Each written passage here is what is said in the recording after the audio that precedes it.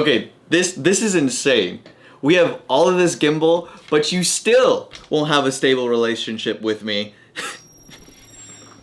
If you're anything like me, a run and gun filmmaker, a content creator, or even just someone who wants to make awesome videos, you probably already have a gimbal or are looking to invest in one. Either way, I like to always advise when it comes to camera gear, you should invest in it if it's going to elevate your filmmaking workflow or how you shoot cinematic videos, especially if you've done the research and it's within your budget. Now, with all of that being said, is this new gimbal, the DJI RS3, really worth buying, really worth upgrading for when it comes to cinematics or even just general video creation? Why don't you and I find out?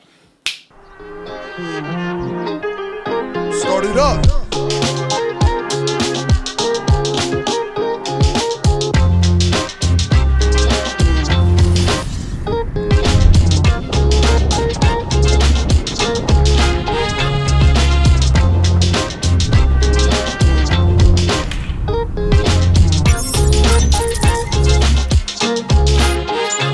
Throughout this video, to give you a better feel for the RS3 as I show you all the new features and all that cool stuff, I will be using my experience with the Ronin S gimbal, which is the first iteration of the RS3. It's also a more traditional gimbal experience to show you all the differences and to give you a better perspective when it comes to the overall gimbal experience. The first thing that we're gonna talk about is the size and the weight of these two gimbals. Now, you should already be able to tell, but the RS3, even with the camera on it, is so much smaller, it's much more compact than the Ronin S, and that applies to the carrying case of the RS3 as well. So if you're a run and gun filmmaker, or if you just like to move around a lot, this is extremely useful. It doesn't take up much space. But bro, when it comes to the case of the Ronin S, let me tell you, I absolutely hate this thing. It's this huge styrofoam case.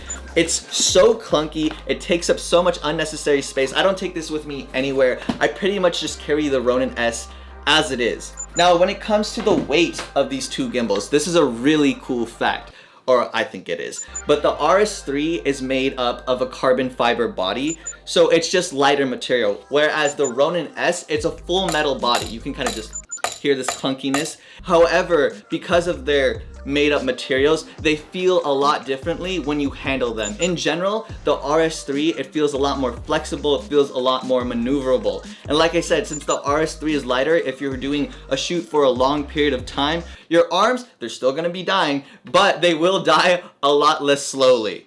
Speaking of dying, I am dying to have you on this YouTube channel. Yeah, no, that sounded a lot more desperate than I thought it would. The point is, subscribe. You know I'd love to have you, especially if you're into learning some cool filmmaking or even just want to create awesome videos. So the most annoying thing about the Ronin S back when I would shoot with it, when I would have to carry it around everywhere, was that these arms were constantly dangling, so they would always get in the way. The way I dealt with that is I would just use a shoelace and try to tie the arms together. They wouldn't move around as much, so it would get annoying over time. However, with the RS3 and the new auto lock system, I'm gonna turn it on. It unlocks from position to come to here, bang, and then when I turn it off, it folds back into that carry position, and since the arms are locked, easy carry. I love it. Past the auto lock system, each arm on the RS3 has a lock. So let's just say you wanted to move the tilt axis. You just unlock it right here, move it around, rebalance, whatever you needed to do. The other arms won't be moving around. And then once you're done, you come back, lock it back into position, and you're good to go. Now with the Ronin S, the more traditional gimbal experience, you don't get that lock. You're basically just gonna try to have to rebalance everything while everything else is going on. So that's super annoying. And if you're not on a flat surface, this is just a huge waste of time and you're not gonna be able to get the shots that you want quicker. Another extremely useful feature that the RS3 has is that it has a 1.8-inch OLED touchscreen, and this is where you'll access the menu or any other setting that you might need. The touchscreen itself is extremely accurate, it's extremely responsive, so there's no issues there. And right next to the touchscreen, you have this mode switch button, so it makes it really easy for you to go in and out of the different modes that you might have set up on the gimbal. Whereas with the Ronin S, it's all buttons. So the one issue that I would run into with the Ronin every now and then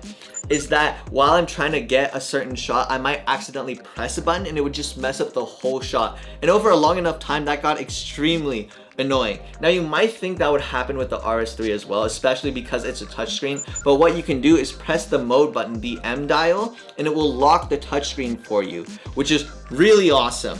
And they continue to do those kind of button shortcuts. So for example, you could hold the M dial and the front trigger of the gimbal on the RS3 to calibrate the gimbal.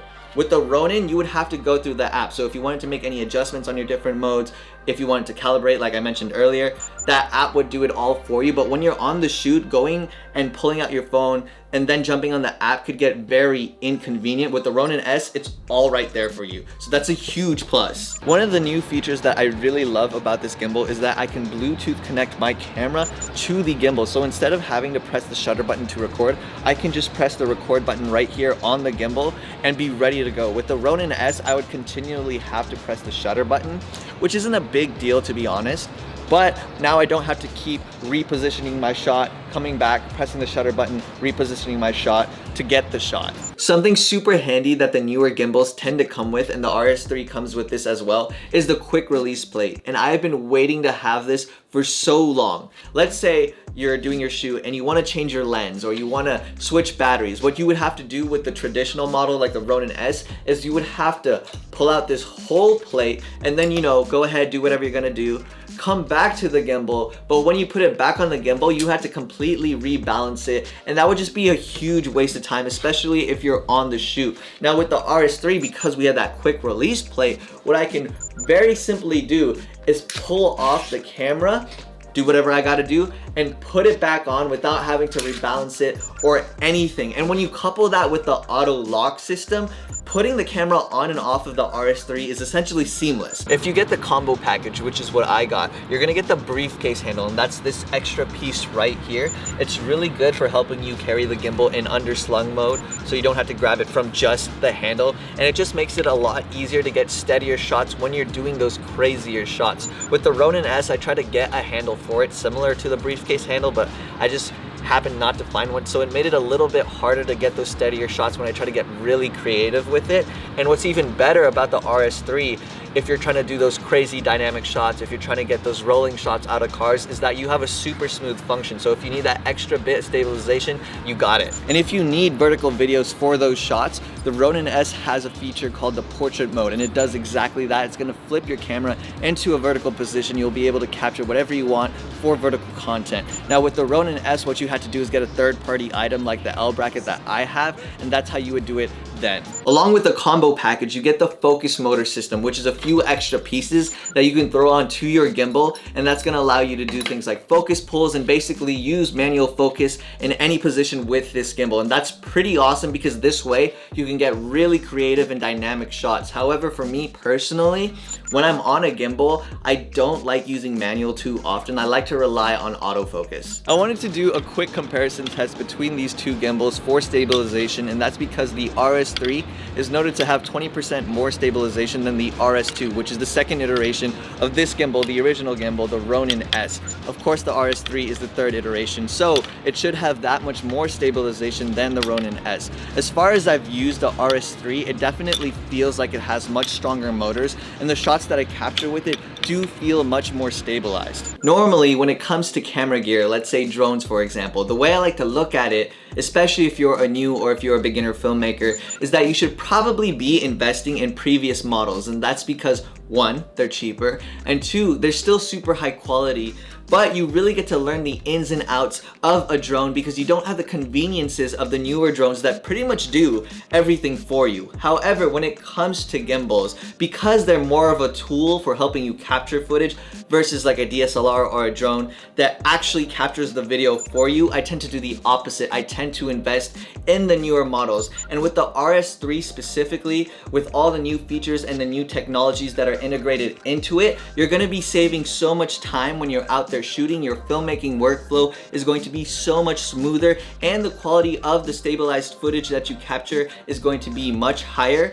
I fully back and really recommend investing or upgrading into the RS3. No matter what kind of video you shoot, that could be cinematics, that could be travel, that could be action, whatever, the RS3 is gonna do wonders for you. Now that you were able to get more familiar with the new gimbal experience with the RS3, here's another video right here showing you some gimbal moves that you could try out to get some really epic shots. Check it out. Don't forget to like, don't forget to subscribe, because you know I'd love to have you, and I will see you next time.